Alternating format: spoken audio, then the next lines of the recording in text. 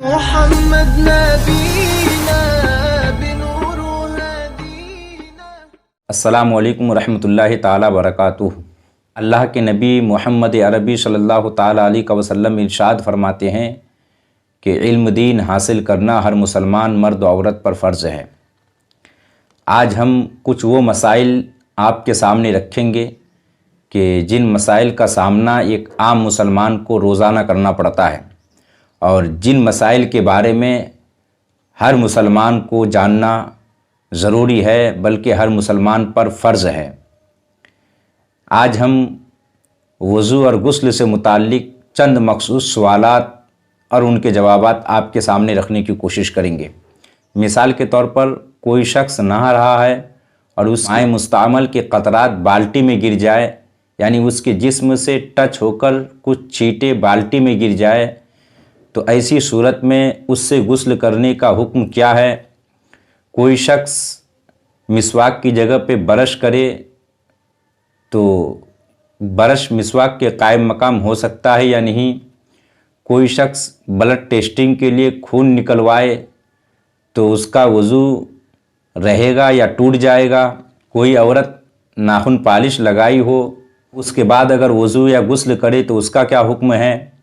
ہاتھوں میں مہندی لگائی ہو پھر وضو اور غسل کرے تو کیا حکم ہے؟ کسی شخص کے مصنوعی دانت ہو، قدرتی دانت نہ ہوں، یعنی ڈاکٹر سے لگوائے ہوں، تو غسل کے وقت میں چونکہ کلی کرنا فرض ہے، تو کیا ایسے شخص کو دانت نکلوانا ضروری ہے، یا پھر دانت کو منہ میں لگائے ہوئے غسل کرنے سے غسل ہو جائے گا؟ اس تعلق سے کیا حکم ہے؟ نماز جنازہ کے لیے وضو کیا تو لوگوں میں ایک افواہ پھیلی ہوئی ہے کہ اس وضو سے نماز پنجگانہ نہیں پڑھ سکتے ہیں۔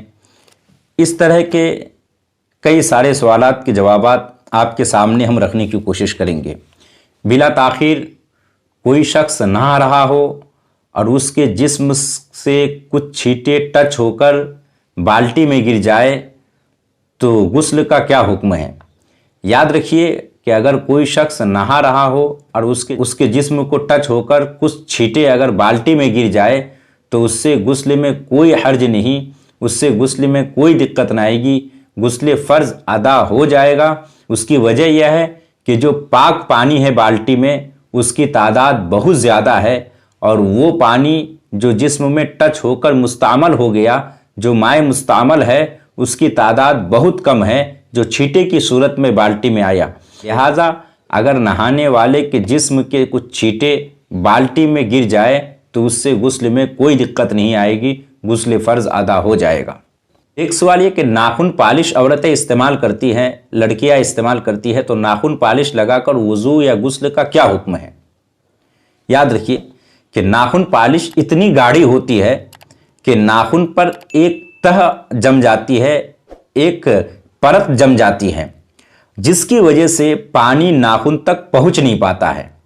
ظاہر ہے کہ وہاں پانی پہنچانا ضروری ہے، اور پانی ناخن پالش پہنچنے نہیں دیتی۔ ناخن پالش لگانے کی صورت میں ناخن کے اوپر ایک پرت اور تہ جم جاتی ہے اور پانی ناخن تک نہیں پہنچ پاتا ہے۔ اس کی وجہ سے ناخن پالش پہن کر، ناخن پالش لگا کر نہ غسل ہوگا اور نہ ہی وضو ہوگا۔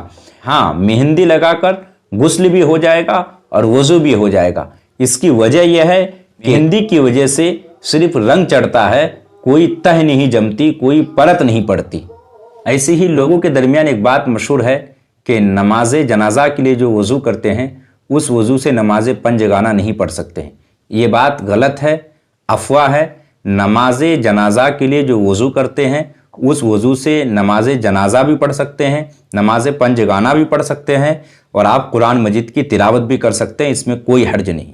آج لوگ چشمہ کی جگہ پہ لینس استعمال کرتے ہیں جو آنکھ کے اندرونی حصے پہ لگائی جاتی ہے، جو صرف آنکھ کی پتلی میں آتی ہے، اس میں نمبر بھی لگتا ہے، چشمہ کی ضرورت نہیں پڑتی۔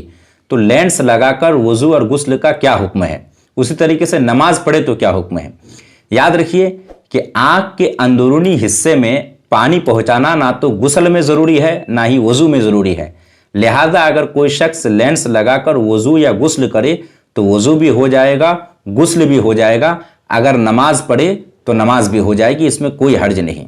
اگلا سوال یہ کہ وضو میں چونکہ سر کا مسح فرض ہے. اب کوئی شخص وضو کیا لیکن یہ ہے کہ سر کا مسح بھول گیا, تمام اعضاء سوکھ گئے, یعنی وضو کرنے کے تھوڑی دیر کے بعد یاد آیا کہ میں نے مسح کیا ہی نہیں تھا, تو کیا اس کو از سر نو وضو کرنا پڑے گا؟ تو اس کا جواب یہ ہے کہ اس شخص کو دوبارہ وضو نہیں کرنا پڑے گا, وہ صرف سر کا مسح کر لے, وضو ہو جائے گا, اس میں کوئی دقت نہیں. ایسی ہی کوئی شخص, چونکہ مسواک کرنا سنت ہے, اگر مسواک نہ ہو تو کیا مسواک کی عدم موجودگی میں برش مسواک کے قائم مقام ہو سکتا ہے؟ یعنی اگر کوئی شخص برش کرے تو کیا یہ مسواک کرنے کی طرح ہے؟ تو یاد رکھیے کہ احادیث طیبہ اور عبارات فقہا سے جو مفہوم ہوتا ہے کہ مقصود منہ اور دانتوں کی صفائی ہے, کہ خاص لکڑی کو رگڑنا ضروری نہیں ہے, لہٰذا چونکہ برش سے بھی منہ اور دانتوں کی صفائی ہو جاتی ہے تو مسواک کی موجودگی میں برش مسواک کا قائم مقام ہو سکتا ہے. اگلا سوال یہ کہ کوئی شخص بلڈ چیک اپ کے لیے, بلڈ ٹیسٹنگ کے لیے کسی نے بلڈ نکلوایا, خون نکلوایا, تو اس سے وضو رہے گا یا ٹوٹ جائے گا؟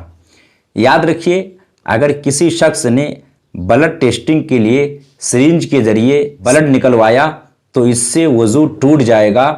اس کی وجہ یہ ہے کہ سرنج کے ذریعے اتنا خون نکالا جاتا ہے کہ اگر وہ بغیر سرنج کے اگر باہر نکلتا تو وہ بہہ جاتا, جس کی وجہ سے اگر بلڈ ٹیسٹنگ کے لیے بلڈ نکلوایا تو اس سے وضو ٹوٹ جائے گا, باقی نہیں رہے گا. ہاں, رمضان کے مہینے میں اگر کسی نے بلڈ ٹیسٹنگ کے لیے بلڈ نکلوایا تو روزے میں کوئی دقت نہیں آئے گی, بس وضو ٹوٹ جائے گا.